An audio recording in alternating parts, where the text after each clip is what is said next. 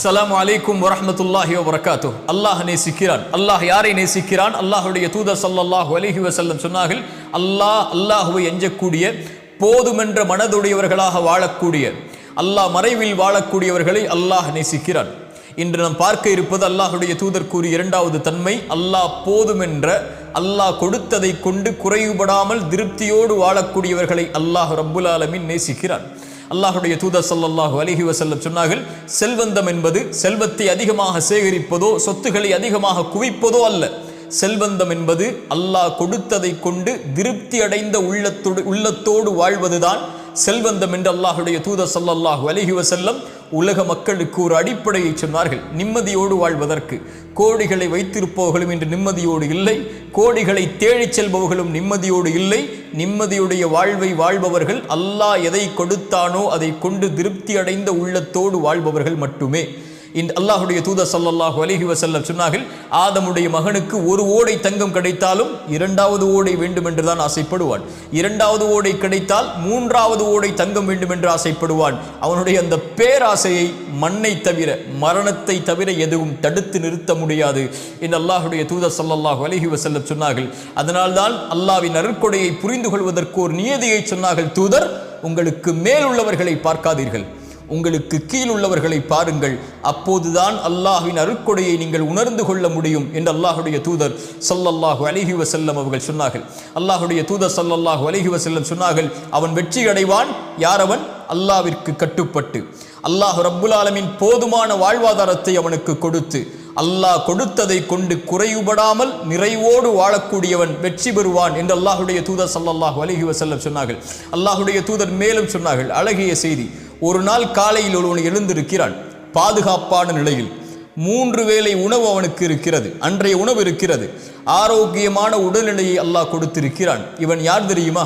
3 வேளை உணவு, ஆரோக்கியம், பாதுகாப்பு, இந்த 3ம் ஒருவனுக்கு கொடுக்கப்பட்டால், அவன் அதை கொண்டு திருப்தி அடைந்து விட்டால் ஒட்டுமொத்த உலகமும் அவனுக்கு கிடைத்ததை போல் என்று அல்லாஹ்வுடைய தூதர் ஸல்லல்லாஹு அலைஹி வஸல்லம் அவர்கள் சொல்கிறார்கள். இன்று மனிதன் அது இல்லை இது இல்லை, எனக்கு அல்லாஹ் அதை கொடுக்கவில்லை இதை கொடுக்கவில்லை என்று அல்லாஹ் கொடுத்ததை மறந்து விடுகிறான். தூதர் ஸல்லல்லாஹு அலைஹி வஸல்லம் யாரை முன்னுதாரணமாக சொல்லுவது? அவர்களுக்கு 3 வேளை உணவு கூட தொடர்ச்சியாக கிடைத்தது கிடையாது. 2 நாள் தொடர்ச்சியாக அவர்களுடைய வீட்டில் அடுப்புகள் எரிக்கப்படுவது கிடையாது. 2 நாள் அவர்களுக்கு ரொட்டி துண்டும் எண்ணெயும் அவர்களுக்கு உணவாக கூட கிடையாது. பசிக்காக வயிற்றில் 2 கல்லை சுமந்து அந்த பசியை கட்டுப்படுத்தி வைத்திருந்தவர்கள். அல்லாஹ்வுடைய தூதர் ஸல்லல்லாஹு அலைஹி வஸல்லமுடைய வாழ்க்கை இப்படி வறுமையிலும் ஏழ்மையிலும் பசியிலும் இருந்தாலும் இரவு ஆனால் சொல்லுவார்கள், யா அல்லாஹ், எனக்கு உணவளித்தாய் நன்றி, எனக்கு தண்ணீரை கொடுத்தாய் நன்றி, பாதுகாப்பை கொடுத்தாய் நன்றி. எத்தனையோ மக்கள் உணவில்லாமல் தாகத்தில் பாதுகாப்பில்லாமல் தவித்து கொண்டிருக்கும் போது எனக்கு இதை நீ கொடுத்ததற்கு நன்றி யா அல்லாஹ் என்று அல்லாஹ்வை நிறைவுபட வாழ்ந்தார்கள். எத்தனையோ கவலைகள் சூழப்பட்டது, எத்தனையோ பிரச்சனைகள் சூழப்பட்டது, எத்தனையோ போர்க்களங்கள் சூழப்பட்டது, ஆனால் திருப்தி அடைந்த உள்ளத்துடைய வாழ்வை அல்லாஹ்வுடைய தூதர் வாழ்ந்தார்கள்.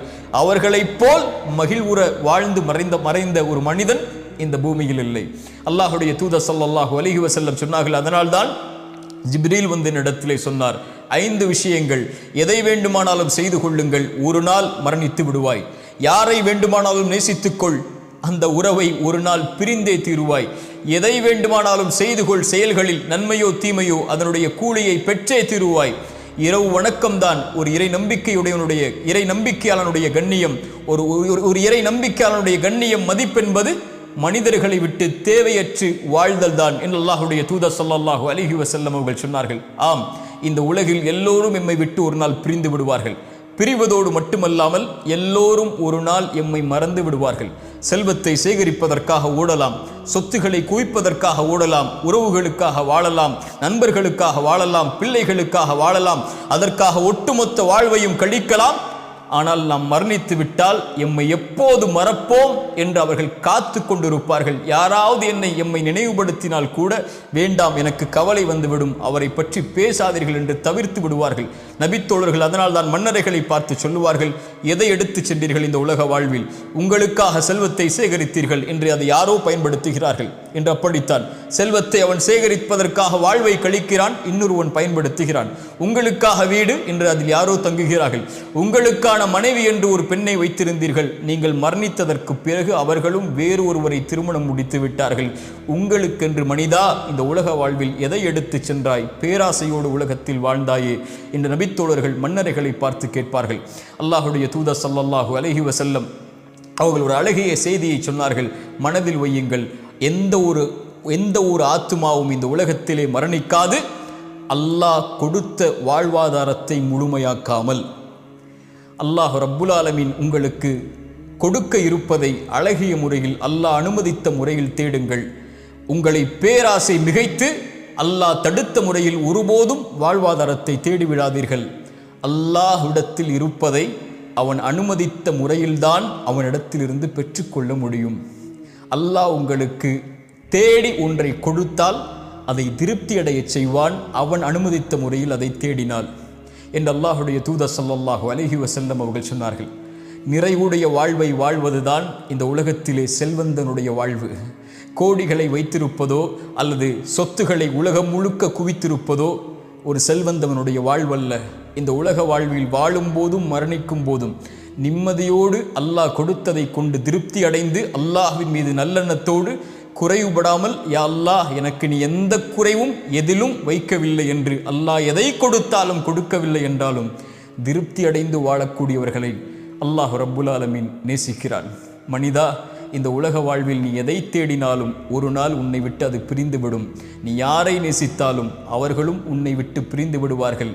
அவர்கள் உன்னை மறந்து விடுவார்கள் விரைவில். போன தலைமுறையுடைய செல்வந்தவர்கள் யாரென்று நமக்கு தெரியுமா? இந்த தலைமுறையில் நமக்கு தெரியும். போன தலைமுறையில் யார் செல்வந்தவர்கள்? அவர்கள் பேர் என்ன? எங்கு வாழ்ந்தார்கள்? என்ன அடையாளம் இருக்கிறது? உலகம் மறந்து விட்டது. ஆனால் யாரை உலகம் நினைவு கூறும் தெரியுமா? படைத்த இறைவனுக்கு நன்றியோடு வாழ்ந்து அல்லாஹ் கொடுத்ததை கொண்டு திருப்தி அடைந்து அல்லாஹ் கொடுத்ததிலிருந்து உலகம் பயனுற கொடுத்து வாழ்ந்தவர்களை உலகம் இருக்கும் வரை நினைவு கூறும். அல்லாஹ் ரப்புல் ஆலமீன் அப்படிப்பட்ட உள்ளத்தை எமக்கு தருவானாக. அஸ்ஸலாமு அலைக்கும் வரஹ்மத்துல்லாஹி வபரகாத்துஹு.